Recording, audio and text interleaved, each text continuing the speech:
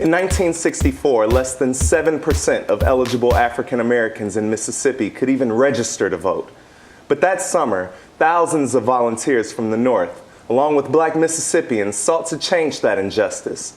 Reverend Don Register, retired pastor of Sixth Grace Presbyterian Church in Chicago, was one of the brave young people who risked their lives to help achieve a basic civil right. We welcome Reverend Register, along with two youth who are here to learn about his experience and about the continued struggle for the right to vote. Donald Rapier is a junior at Lindblom Math and Science Academy and a member of Sixth Grace Presbyterian Church.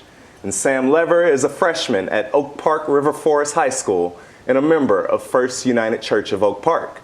Thank you all for being here today, and especially you, Reverend Register, for your contribution to the rights that we now experience today.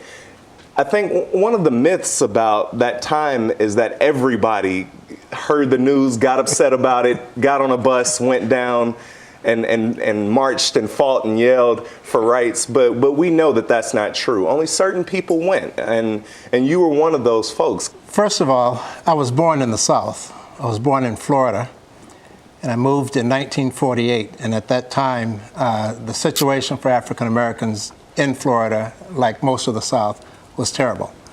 And I was working in St. Louis at Rapier Presbyterian Church as a postgraduate intern.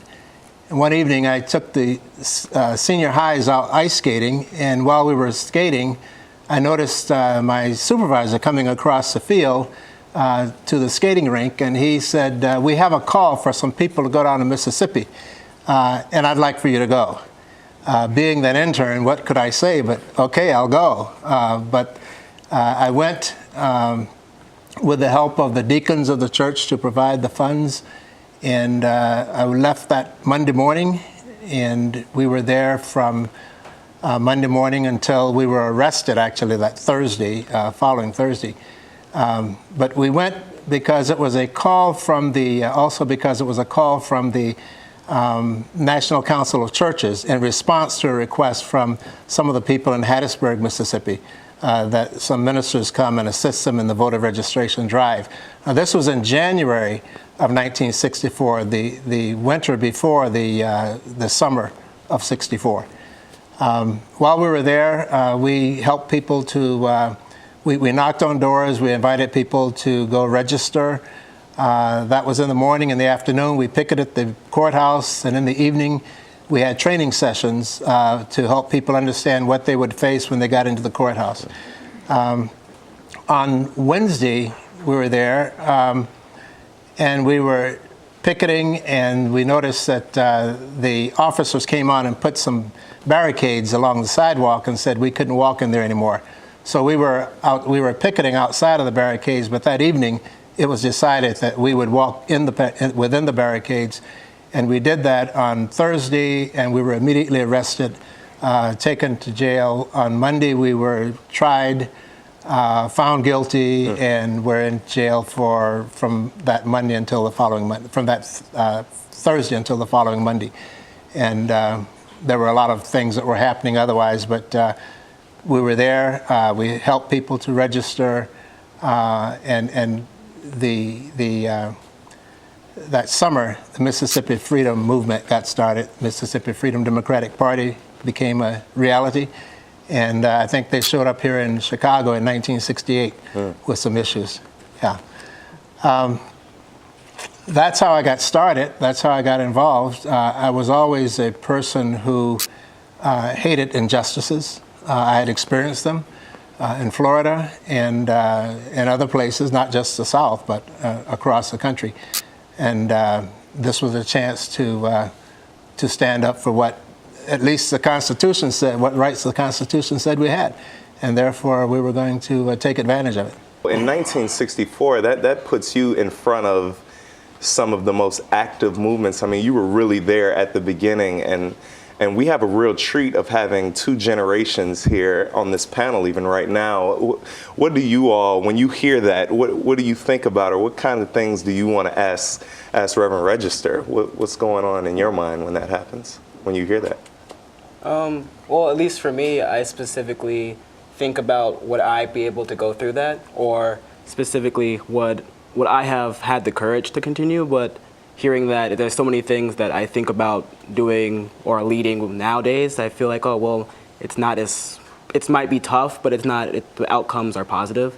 So I think more about, I guess, when you were there, did you ever think, like, why am I here? Why am I doing this? I should have never. No, I didn't think, why am I here? I was thinking, how am I going to get home? Yeah. Because Mississippi and Alabama, for African Americans, were probably the two most segregated states in the Union. There are all kinds of stories that come out that are true, and no one wanted to really even travel through Mississippi. But that was a place we went, and it was. I knew that I had a community of faith at home that was praying for me. We had some contacts. My brother-in-law was the director of branches for the NAACP at that time, so he knew I was there, and he was looking out for me.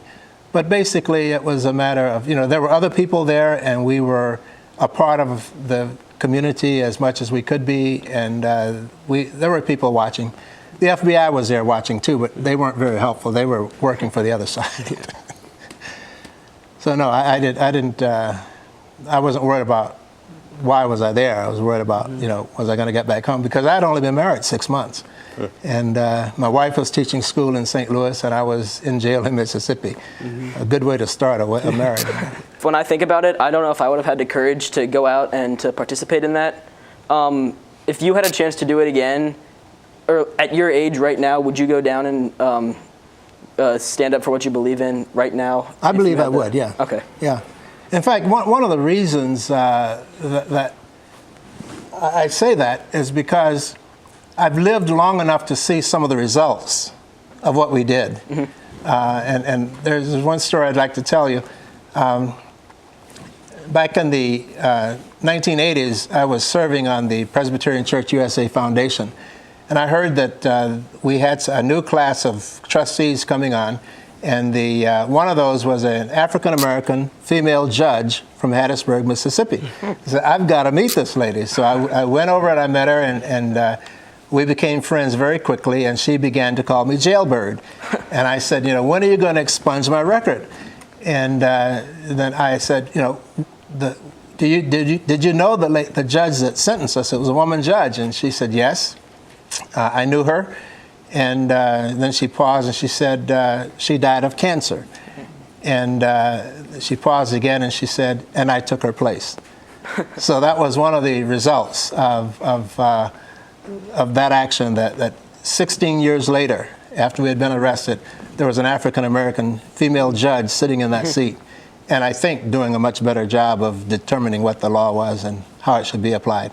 Years later, after meeting this judge, after being arrested, you received a plaque or a commendation. Tell us about that.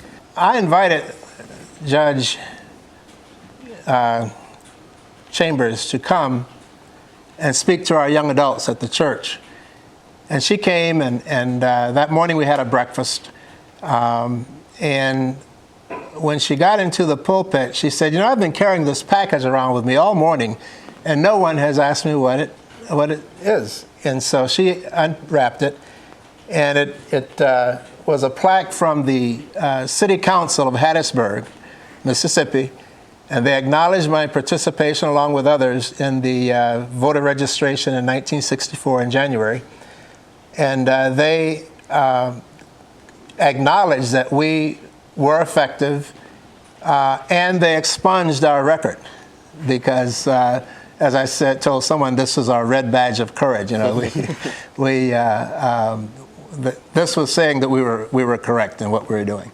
And you went down to Hattiesburg to fight for the right to vote, and this is before the Voting Rights Act of 1965. And so, do you feel like when you hear on the news that there might be a threat of this happening again, of people being disenfranchised and losing their right to vote, are you worried about that concern, or is that something that you think is being overplayed, or what happened? What do you think about when you see these stories again trying to cancel out some of the work that you've done?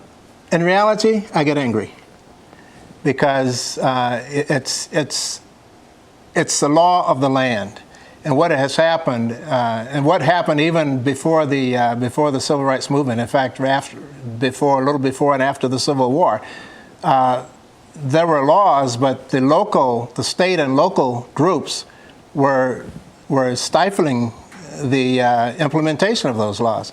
So, there was a law that, African Americans could vote. First of all, African Americans were to be citizens. If you were born in this country, you were considered a citizen. For all those other years, we were not considered citizens. Secondly, the law was that African American males could vote, because women hadn't gotten the right to vote, whether they were African American or white or any other race. But what happened is that then the South began to institute two things. One, the literacy tests and the poll tax. The literacy test was you went in before the registrar, and if you were black, the registrar would say, give me the first paragraph of section Y of whatever our state constitution is, and people couldn't do it. If you were white and they went in, they would say, do we have a state constitution? Yes, we have a state constitution. Well, you're eligible to vote. That was one of the things. The second one was to require people to pay a poll tax, which is very interesting because someone just came out recently and said that if you pay $1 million in taxes, you should have 1 million votes. Well, my understanding is that they already have their 1 million votes because they own the Congress and they own the government. They do that by giving contributions and getting the people to vote the way they want them. So, but that's kind of a repeat. And you have to always be on guard because for every victory, there is always got to be somebody trying to take it away. And I guess the last thing I would say on this is that there is another regulation now that says that if you will be 18 by the time the next general election, you can register and vote in the primary. And I would say to all the young people, get out there and register and start voting now. I registered in September of 1959. I voted in the election in November, and I have not missed a vote locally or nationally since that time. So that's a good message. Don and Sam, you all, what types of things do you see out that worry you, that anger you? Similar to how Reverend Register saw the lack of the ability to vote and it caused him to act. Are there things that you all are noticing right now?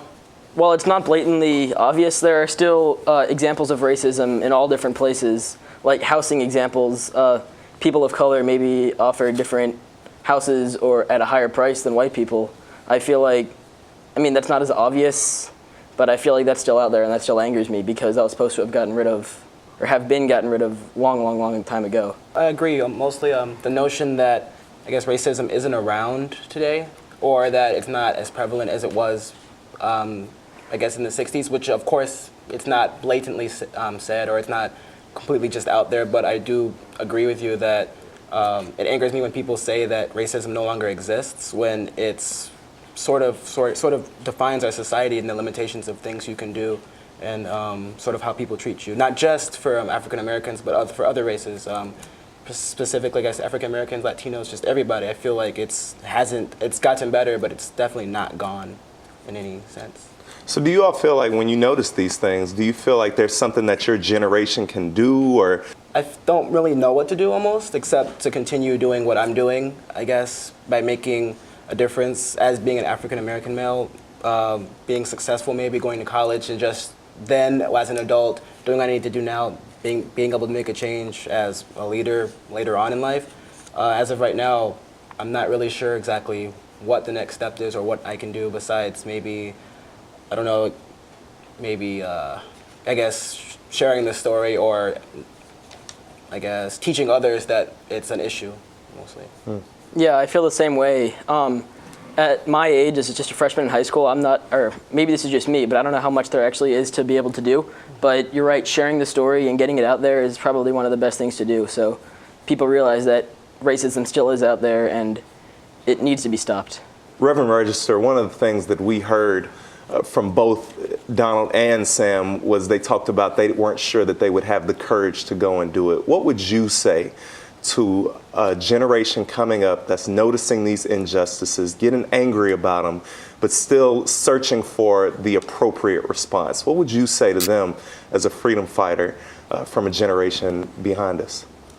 Well, you know, I never planned to get involved in Mississippi. But the invitation was there, the moment was there, and I went. It was, as far as what I would say to both of you, there's a very simple thing. You have a sense of what's just and what's unjust.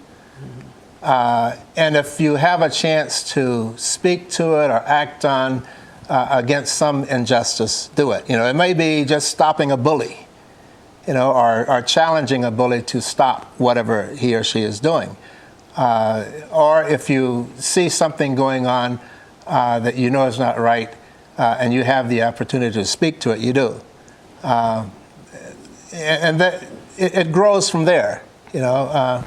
I think it's kind of like the person who moves instantaneously into a situation, whether it's a fire or whether it's a grave danger to themselves, and they do it without thinking. You know, they see that something needs to be done and they do it. Sometimes they lose their lives. Sometimes they get injured very, very seriously. But most often, you know, they recover whatever it is, the person, or they help the person who's involved. So I'm not sure you can sit and think, well, if this happens, you know, I'll do it and I'll get involved. Because the person you least think will do it won't. And the person you think will simply run away from it sometimes is the one that gets involved. So we don't really know. It's something that takes place inside of us that we don't plan. You know, it happens and we respond to it. And Donald and Sam, is there anything you all would like to say to Reverend Register? I guess thank you was the appropriate response, but more so in thanking you that you didn't not only help fight for rights, you sort of, I guess, made a statement that it's okay to fight for some things that you see that are wrong. A lot of movements now, or a lot of fights for rights and just issues that people see, I guess, that are wrong with the world. I don't think they would have been as strong, or people wouldn't have had the will to help out other people if there wasn't a statement made a long time ago saying that, yes, we can stand up for what's right, and you may get beaten down, you may have a few step backs, but it's still what's right, and in the long run, it really does help. Yeah, I feel the same way. What you did was definitely great and wonderful, but I think one also important thing is you laid the foundation for other people to go out and to act, because people like you or Martin Luther King Jr., who are other famous people that participate in the civil rights movement, they're the heroes of so many different people, and then that allows them to go out and act. So you laid the foundation for other people to go out and stand up for what they believe in. Well, I appreciate your comments, but let me say something else. That was... You know, civil rights, the fight for civil rights started long before 1964. And in fact, we had a program at the church a couple nights ago on the Underground Railroad. And the fact that the Underground Railroad came up through Wheaton and through Chicago, up to Waukegan, up to Michigan, and across to Canada. And this was during the time of slavery. There were people who were putting their lives on the line then, white and black, to help people get to freedom. I think, though, in Mississippi, during the time that I was there, the real heroes were the people who lived there and who had to stay there once we left. You know, because we could go in and you know, by the grace of God, we were able to leave. But they were living there and they were under the pressure. If they became involved, many of them lost their jobs. Many of them were threatened. Many of them were killed. Vernon Dahmer was my brother's wife's cousin. He was killed defending his family as his house was being attacked. Medgar Evers was killed. My brother-in-law was the last known person to talk with him before he was assassinated the very night he was killed. But you know, people did what they felt needed to be done, not so much for the moment, but for the future. And I think that as long as we believe that what we're doing is just and right, then we work for it. And we certainly consider you living Black history. So thank you, Reverend Register, and thank you, Donald and Sam, because you all are two examples of our very bright future. I'm Julian DeShazier for Different Drummers and the Greater Chicago Broadcast Ministries. Keep the faith.